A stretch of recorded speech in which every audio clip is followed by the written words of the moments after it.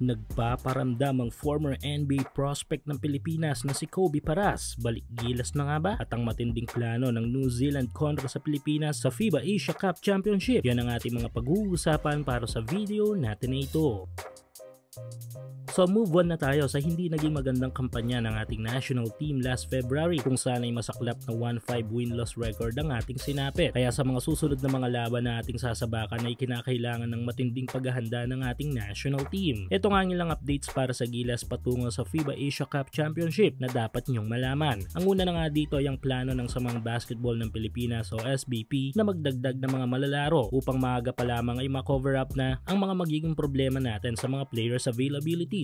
Balak ng SBP na isama sa list of players na idadagdag ay si Ange Kwame, Michael Phillips at Quintin Milora Brown as a local players. Medyo madugo ang process na ito para sa gilas pero if magtagumpay ito ay instant boost ang may bibigay nila sa ating national team. Isa pa nga sa mga plano ng SBP ay ang pag-activate sa ating pambato na si Kai Soto kung kakayanin. Ngayon ay nakikita kasi natin ang magandang progreso ng healing process ng ating pambato pero aside dyan ay may plano pa din ng SBP at gilas na magpalawak ng pool of players na magagamit natin sa FACC. Dito ay tila hindi na masusunod ang 12-man limited players ni Gilas head coach Tim Cone. At if in case na mag-a-add ng mga malalaro ay maraming mga available local players tayong gustong makita ng maraming Gilas fans na lumaro sa ating national team. At isa na nga dito ay ang dating NBA prospect ng Pilipinas. Ito nga yung 6'6" high flyer forward na si Kobe Paras. Medyo may katagalan ng paghinto ni Kobe sa kanyang larangang minamahal. Bunga siguro ito na medyo hindi magandang nangyayari sa kanyang career as a player. Well, normal lang ang ginawang break ni Kobe upang hindi nga ito madrain sa mga bagay-bagay. At I'm sure may panahon na muli itong magbabalik sa laro. Sinabi na yan noon ng kanyang mismong ama na si Benji para sa isang interview na muli daw talaga magbabalik laro si Kobe. At sa ngayon ay nagpapahinga lang muna siya. Pero fast forward ay mukhang eto na ang right time upang mangyari yon. Showbiz talk tayo. Napabalita nito lang na naghiwalay na si Kobe at ang kanyang showbiz GF. Kaya naman si Kobe ay nakita natin nakaraan na nagpapabalik kondisyon na sa laro. At eto lang sa official IG account ni Paras ay tila may parandam ito para sa ating national team. Dito sa My Day ni Kobe sa kanyang official Instagram account ay makikita na suot nito ang Gilas Pilipinas jersey. If ever ay malaki ang tulong ni Kobe sa Gilas both offense and defense. Makakadagdag din sa lakas ng ating national team ang dalang hassle nito sa game gamit ang kanyang mataas na athleticism. Sa ngayon ay panahon na lang makakapagsabi kung kailan ang opisyal na pagbabalik laro ni Kobe Paras. Samantala, balitang Gilas pa rin tayo. Ang isa sa pinakamabigat na katunggali ng ating national team sa FIBA Asia Cup Championship ay may matinding planong ginagawa. Ito nga yung national team ng New Zealand. Naitabla ng Tall Blacks ang serya ng ating mga matchup sa Asia Cup qualifiers matapos nila tayong talunan sa third FIBA window. At sa ngayon ay tila hindi pa tapos ang serya para sa mga Tall Blacks dahil mas matindi ang paghahanda nila sa muli nating pagtatapat sa FACC. Ayon mismo sa NBL ng Australia ay kinokontak ng kasalukuyan ng isang NBL ball clubs na affiliate sa Australia ang lahat ng mga Kiwis players around the world. Yes, lahat ng mga pro basketball league ito, even sa NBA. Dahil dito ay mukhang mas lalakas pa ng matindi ang Tall Blacks kapag lahat nga ng mga native or local players nila